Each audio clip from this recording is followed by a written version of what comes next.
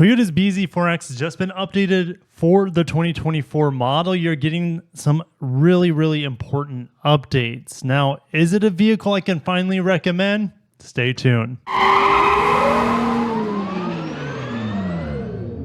think the bZ4X is a great car if you can get past its looks and if you don't need to drive more than 200 miles from home and if you can charge from home. If you need to charge outside of your house on a DC fast charger, well, it's not been a good experience for just about every owner, unless, like I said, you're charging from home. But the new updates are finally addressing that to some degree. So let's get into it. If you're new to the channel, my name's Kirk. I talk about industry auto news. I'll be making a separate video today talking about Tesla and their updates, good and bad for 2024. Also later in the article, we're talking about Toyota diminishing a little bit in China alongside of other Japanese autos. So, all right, let's get into some of the new updates here for the bZ4X. It looks the same. You're not going to see any differences on the outside or the inside that I'm aware of. We have a new dual voltage charging cable now installed on all grades, providing a portable option for level 1 and level 2 charging. So it's a 2-in-1 cable. The advanced park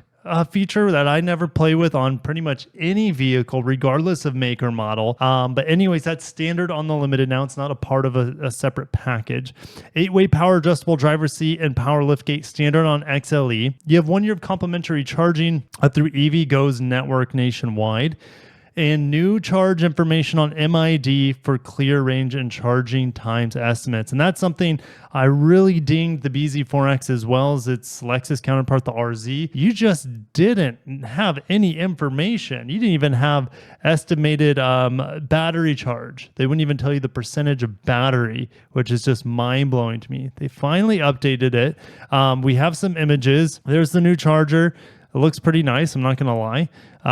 This pops off so you can plug it into a 4-prong level 2 or a traditional household plug. I don't have a 4-prong at my house. I have to use a 3-prong. It's not quite as high amperage as, let's say, the 240 by 40 amp is what you see here. But I still believe that this charges at about 11 kilowatts on a level 2. The bZ4X also in the future, starting next year, we'll be getting the NACS port. So we'll be able to charge at Tesla charging stations, but don't expect it to charge quickly. Okay, so where is this new update on the screen? There it is. All right, so let's just view this image real quick.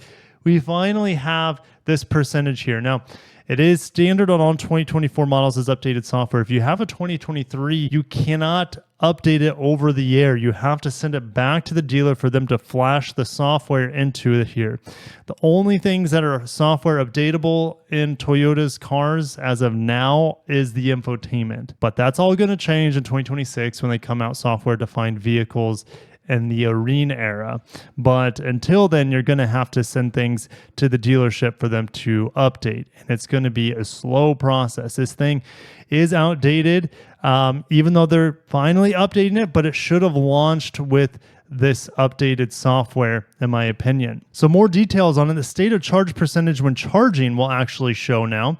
The estimated charge time to 80% will also show up. And estimated vehicle range will now be displayed via its fully digital MID. Charging times in cold weather conditions have been improved for DC fast charging, so enhancements have been made to the battery thermal system, including the addition of a water-to-water heat exchanger and heating adjustment valve to increase battery temperature, allowing for faster DC charging and cold temperatures. So they have addressed the biggest elephant in the room for most people who own a bZ4X that live in cold climates. For me, living in Florida, it's never going to be an issue charging it in cold climate unless I were to do something and drive out of state, drive north during the winter, which would be, you would have to pay me to do that unless I had something that had access to Tesla supercharging network or I had a gas car.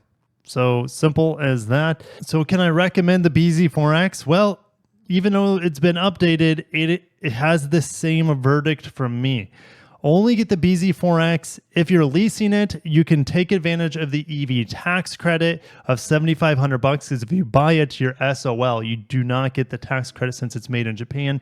Toyota will be making a ton of EVs in North America starting in 2025, but until then, this is it, as well as the RZ from Lexus. So get the tax credit by leasing it. If you plan on taking road trips, make sure you have a gasoline or hybrid vehicle as your road trip car, your out of town car, because this range is not going to cut it and its charging capabilities is not going to cut it. So it's not a fully baked product from Toyota, in my opinion, even though it has been getting minor updates with this software improvement. It's just nowhere near as competitive as it should be. Now, I think we actually might have pricing as well. Yeah, here we go. XLE front wheel drive. So that's the thing. It's also very, very expensive. For $43,000, you could get a base RAV4 Prime, if you're lucky, if you can find one. These are going to be a lot easier to find than a RAV4 Prime. You could get a fully loaded Prius Prime for this entry-level price. You could also get Tesla models, which are far more capable as an electric vehicle. As of now, Toyota will be, like I said, they'll be upping their game. And let's talk about the shenanigans going on in China. Volkswagen and Toyota are seeing market share shrink in 2023, and that's because EV startups that are Chinese companies are getting popularity. There's just more competition in the market. There is more price reductions going on. So Volkswagen's combined joint ventures were 14.2% in 2023, down 14.8% in 2022. If we look at Toyota, they were 8.6% in 2022. Now they're down to 7.9%. And then you have BYD surging, almost catching up to Volkswagen's massive market share. They now have 12.5%, but look at the growth. From 2022, they're less than 9%. Now they're going to be at over 13%, probably up to like potentially maybe 15% market share in China by the end of 2024. All of Toyota and Volkswagen joint ventures in China, they're top 10 automakers. They have been for a long, long time, but they're not in the top 10 new energy vehicle vendors. BYD and Tesla were in the top 2 new energy vehicle manufacturers last year in China. Volkswagen's EV division grew 23% to nearly 200,000 units in China. Total sales were 3.2 million. So sales have gone up for Volkswagen compared to last year, but their market share has dropped.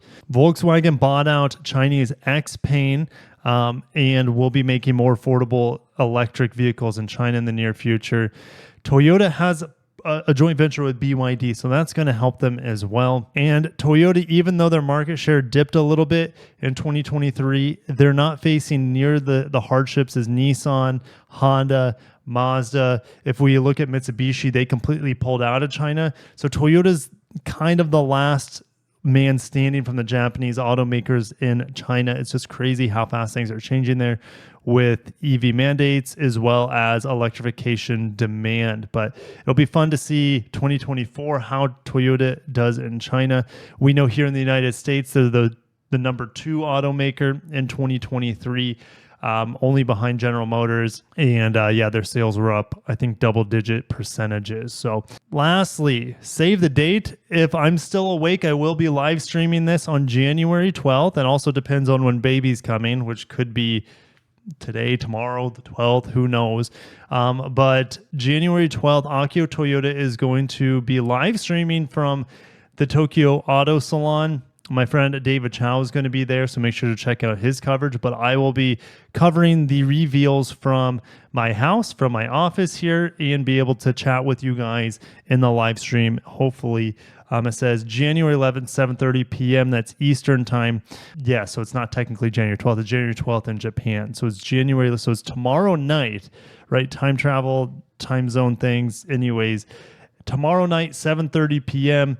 If we don't have a baby by then, I will be live streaming for you guys. So hopefully they come out with the LFR as a production model. That would be amazing. But it says Toyota Gazoo Racing and Lexus will live stream from 9:30 a.m. So, which is 7:30 p.m. Eastern time. So I will see you guys in a day or two talking about Toyota at the Tokyo Auto Salon. Thank you guys. Are you excited for the updates to the bZ4x? Still not good enough, and can only recommend it if you get a screaming deal with that full tax credit lease rebate. Anyways, got to cut it off. I'll catch you in the next one. Peace.